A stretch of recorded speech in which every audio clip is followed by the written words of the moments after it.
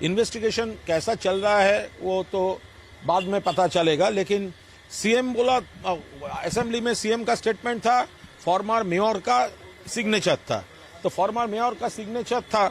Signature करना कोई जुल्म नहीं है, लेकिन जब चीफ मिनिस्टर हिमसेल्फ बोल रहा है तो एक इंडिकेशन है वहां पर।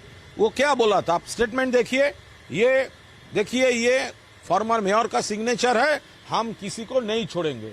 तो नहीं छोड़ेंगे तो अरेस्ट करना चाहिए। শুধু কালি নিয়ে এলে হবে না, দোয়াতটা কই? কালি তো দোয়াতে রাখতে হয়, তা দোয়াতটা নিয়ে আসুন আর পেনটাকেও ধরুন, পেনটাকেও নিয়ে আসুন। পেন দিয়ে কালি দিয়ে না লিখলে আপনি নতুন ইতিহাস তৈরি করবেন কি করে? শুধু কালিকে অ্যারেস্ট করে কি হবে? দোয়াতটাও চাই, পেনটাও চাই, মানুষ সেটা দেখতে চায়। কেন দেরি করছেন? কেন দেরি করছেন? কারণ কি ও আপনার বি টিমে আছে বলে সেই জন্য দেরি করছেন? একদম সময় নষ্ট করছেন আপনি। কালি দোয়াত সহ পেনটাকে নিয়ে আসুন, তবেই আপনি বুঝবো যে আপনি রাজধর্ম পালন করছেন। দর্শক, যেহেতু এখন ববি হাকিম ওনাদের থেকে সরে গেছেন, এখন ববি হাকিমের পেছনে পড়ে গেছেন, তাকে কেন ধরা হচ্ছে না?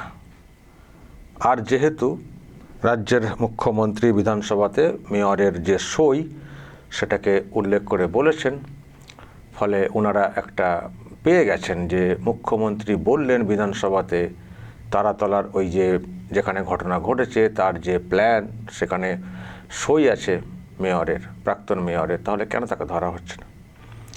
তো এখন এটাকে নিয়ে টিএমসির এই অংশের লোকেরা একেবারে লেগে পড়েছেন, ববিকে ধরতে হবে। যে ববিকে ছাড়া ওনারা একটা সময়ে চলতেন না, সেই ববি যখন কালীঘাটের দিক থেকে সরে এসছেন, ব্যাস খুব খারাপ ববি, তাকে কেন ধরা হচ্ছে না? ববি ববি ববি দিন রাত দেখছি ওই ডেডলাইন দেওয়া হচ্ছে, 5টার মধ্যে ধরতে হবে, অমুক সময়ের মধ্যে ধরতে হবে, না ধরলে তাহলে মুখ্যমন্ত্রী কী রাজধর্ম পালন করছেন সেটা বলা, মানে প্রশ্ন তুলছেন আর কি, তুলছেন এইসব আর কি ব্যাপার। ববি ববি ববি, মানে ওনাকে কেন ধরা হচ্ছে না, কেন ডাকা হচ্ছে না? কিন্তু দর্শক,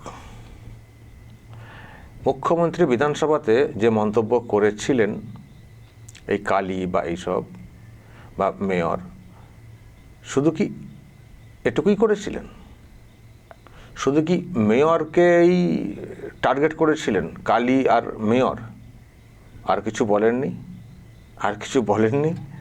দর্শক, আমি ওই জাস্ট ওই অংশটা একটু দেখাবো।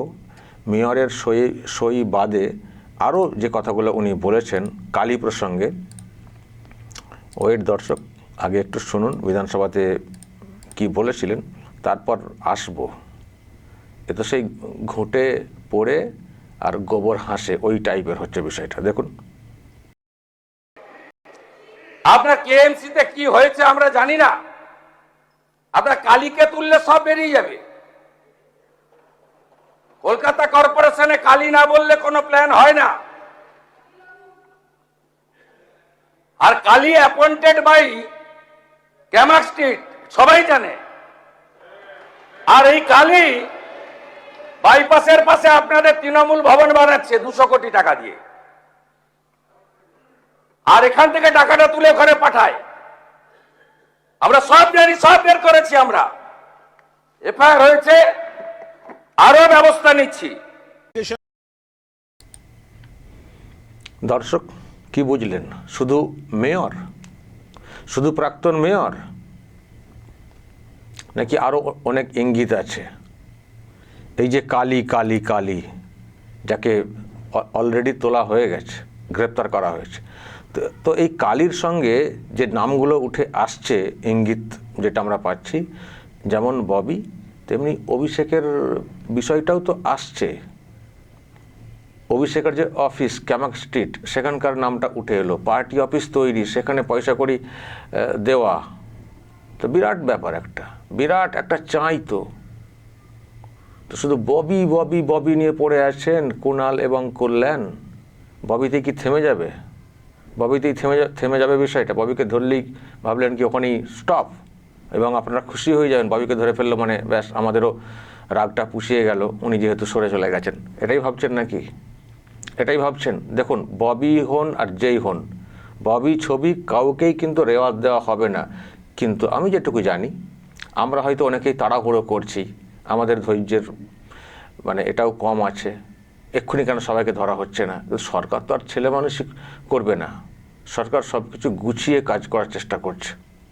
আমরা আছি সাধারণ মানুষ, আমি জানি আপনাদেরও অনেকের মধ্যে কৌতূহল, এমনকি অনেকে অনেক মন্তব্য করে ফেলছেন যাদের মন্তব্য করার কথা না, দায়িত্বপ্রাপ্ত। এক্ষুনি তাকে ডাকা উচিত, ডাকা তো নিশ্চয়ই হবে। মুখ্যমন্ত্রী যখন বলেছেন বিধানসভাতে, নিশ্চয়ই ডাকা হবে, কিন্তু সব কিছু তাড়াহুড়ো করে না, গুছিয়ে দেখে শুনে। কিন্তু মুখ্যমন্ত্রীকে শুধু কি ববি হাকিমের কথা বলেছেন? বাকি যে বিষয় সেগুলো ভেবে দেখেছেন তো? সেগুলো ভেবে দেখেছেন তো? ববিকে ধরলেই ভাবছেন সব কেল্লা ফাতা হয়ে গেল? ববি বলবেন না যে কোথায় কি হয়েছে? ববি বাকি বিষয়গুলো বলবেন না তখন? আর শুধু ববির কথাই আপনারা কেন বলছেন, কেন বাকি কথাগুলো বলছেন না? যেটা মুখ্যমন্ত্রী বলেছে, শুধু মুখ্যমন্ত্রী ববির কথাটা বলেছেন, ববির সইটাকে দেখিয়েছেন, ওটাই শুধু বলছেন বারবার। আর ববি যে এই মুখ্যমন্ত্রী যে ওখানে বলেছেন যে ক্যামাক স্ট্রিট থেকে নিয়োগ, তারপর এখানকার টাকা তুলে পার্টি অফিস বানানো, সেটারও তদন্ত করতে হবে, কোথায় ক্যামাক স্ট্রিট থেকে কে কোথায় কীভাবে নিয়োগ করেছেন সেটাও ধরতে হবে, সেই কথা কেন বলছেন না? ভাবছেন ওগুলোকে চেপে দিয়ে শুধু ববির কথা বলবো, ববিতেই সবাই ওই দিকেই ছুটবেন, আপনাদের ওই দিকটা কেউ দেখবেন না, এটা ভাবছেন? সেই জন্যই তো বলছি, এ তো ঘুঁটে পড়ে গোবর হাসে। ববিকে তো নিশ্চয়ই প্রয়োজন হলে ডাকাডাকি নিশ্চয়ই করা হবে, কিন্তু তাতে আনন্দ পাওয়ার বিরাট কিছু আপনাদের থাকবে না, কারণ ববির পাশাপাশি আরও অনেকের ডাক পড়বে। তখন আবার ওই রকম কথা বলবেন না, আমাদের নেতাকে কেন ডাকা হচ্ছে প্রতিহিংসা, ওটা বলবেন না। যখন ববিকে ধরো, ববিকে কেন ধরা হচ্ছে না, কি কালি আর দোয়াত পেন এইসব বলছেন, তো যখন পেন বা আরও কিছু যখন আরও উপর দিকে যাওয়ার চেষ্টা করবে, যারা যে এজেন্সি তদন্ত করছে যেভাবে হচ্ছে, তখন যেন আবার পলিটিক্যাল প্রতিহিংসা বলে চিৎকার করবেন না। তখন যেন এই কথাটাই থাকে যে মুখ্যমন্ত্রী যেসব কথাগুলো বিধানসভাতে বলেছেন সেই মতো কাজ হচ্ছে, যেন এই কথাটা যেন থাকে। মুখ্যমন্ত্রী সবটাই একটু মেনে চলবেন, শুধু ববিটা মেনে চলবেন না, আবার ববি চলে এসছেন বলে হয়তো আপনারা এই আওয়াজটা তুলছেন। ববি যদি এদিকে না আসতেন, ওই কালীঘাট টিএমসি মানে আপনাদের সঙ্গে থাকতেন, তখন নিশ্চয়ই কথা বলতেন না, তখন নিশ্চয়ই বলতেন পলিটিক্যাল প্রতিহিংসা, নিশ্চয়ই বলতেন। আপনাদের ধান্দা আমরা বুঝে গেছি, আর সেই সঙ্গে এটাও বুঝছি আপনাদের কথা অনুযায়ী যে তার মানে আপনাদের টিমে দলে কত চোর ছেঁচোর দুর্নীতিবাজ ছিলেন, আপনারা কিছুই বলতেন না এতদিন।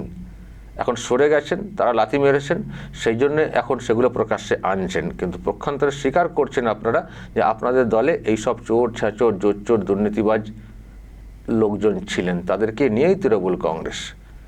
এবং সেই অংশটাই তো বেশি দেখছি, এই যে ঋতব্রত বা যাদের নাম বলছেন, ওটাই তো বেশি অংশ। 80 জনের মধ্যে তো 65 আরও বেশি তো এমএলএ ওই দিকে।